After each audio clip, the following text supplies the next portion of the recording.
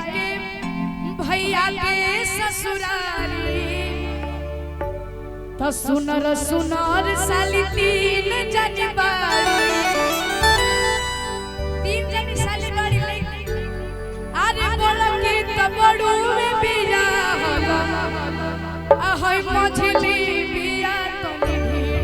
भाई छोटा के ठीक बिया की बड़ा की तो बड़ू में बिया ahoi मछली बिया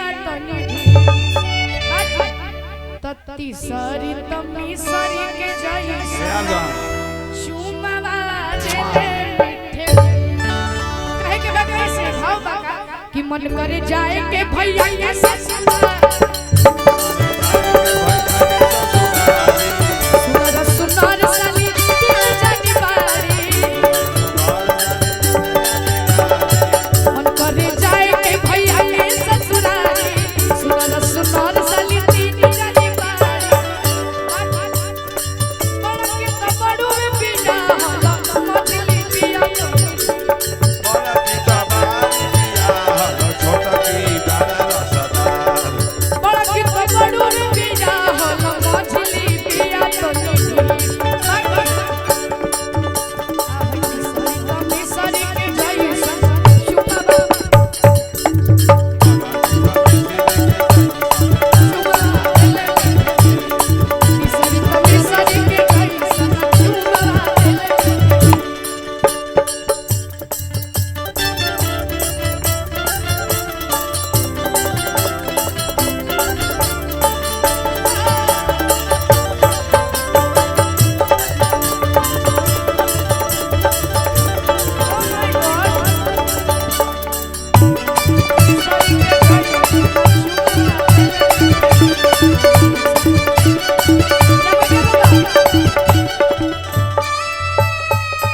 हमारे मनीष भैया के लिए एक बार जोरदार ताली बजाइए। मनीष और जितने भी हमारे कैमरामैन वाले भैया लोग हैं यार जान हाँ हमने का रिश्ता से तार मनीष मामा लगे हैं हाँ तो मामा जी आइल बाड़ी इनकर हमें कोई इंटरव्यू देख ले रहे हैं किसका दिल लग गया था जी आपसे हाँ मैं जब उसको चाहता हूँ ना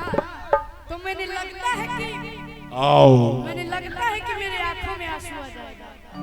बाप रे बाप हम 3-4 बार वो वीडियो देखे कहीं इतना धोखा अभी को मिलता है महाराज इनका खाती का कहे के बात तो छोड़ी गवनो हरी में हरिया हरिया तो पिया भैला गुलारी के हो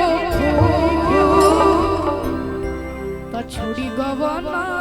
हरी में हरिया हरिया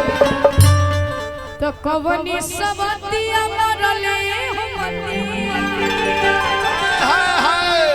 कि अपना गुजरिया के गईला तू तो सुना सुना लागेला से जरिया जरिया मनी सुभैला गुलारी के हो आ छुरी गवना हरी में हरिया अब राउरो डिमांड आता है इनसे ठुमका लगाया जाए इनका ठुमका माऊ गोला चलिए आपके ठुमके का बड़ी फरमाइश है ये मिठरा सावे तनी ना स्टेज ना फंसी राकेश भैया पैसा लगा के बनाया हमारा ऐसे कैसे स्टेज फंस जाएगा आए के बाद तो छोड़ी गवना हरी में हरिया छोड़ी गवना हरी में हरिया पिया भैला गुला के हो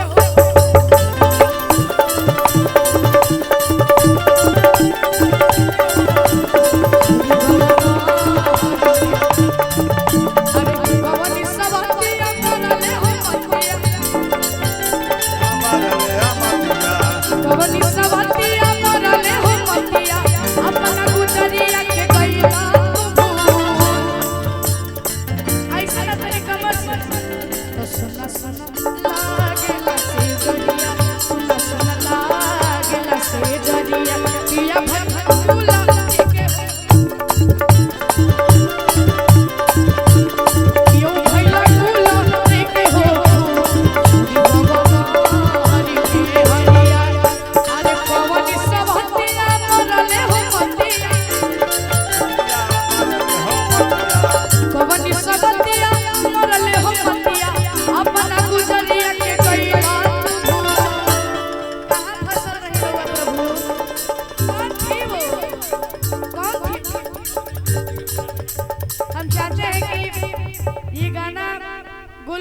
के मुख से और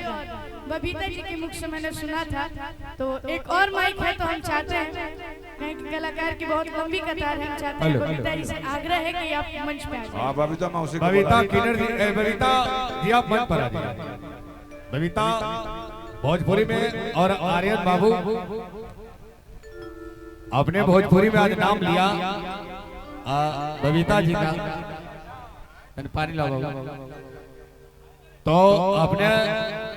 अपने युग समझा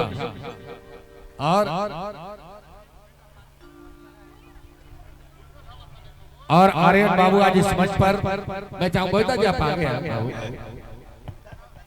आइए, जरा जोरदार तालियां हो जाए, जोरदार तालियां हो जाए बबीता जी के लिए, जोरदार तालियां। तो कवनी सबतिया मरले हमतिया। बबीता जी का इंटरव्यू हुआ है, आप लोग कल सुनेंगे तो अच्छा लगेगा। इतिहास में क्या क्या हुआ आज आरती न्यूज पर हम लोग लाइव किए हैं, कल 8 बजे रिलीज हो जाएगा। पास्ट में क्या क्या नाम आरती न्यूज पर इतना बोलते हैं ना भैया कि हमको लगता है कि पूरी दीवार हिल रहा है। हम सुनते हैं, ऐसा थोड़ी बात है। जौना रानी पे गुमान कर ताड़े बेटा, उहे रानी पे राज करके छोड़ ले बनी। कौन वाह रहित बा। चलिए आइए, बहुत बहुत धन्यवाद आप लोग। रानी का नाम बताइए। बबीता जी आप आइए, चलिए आर्यन तार भैया, मामा के भैया। कोनो का होता रहे। भाव का रहे तो छोड़ी गवन हरी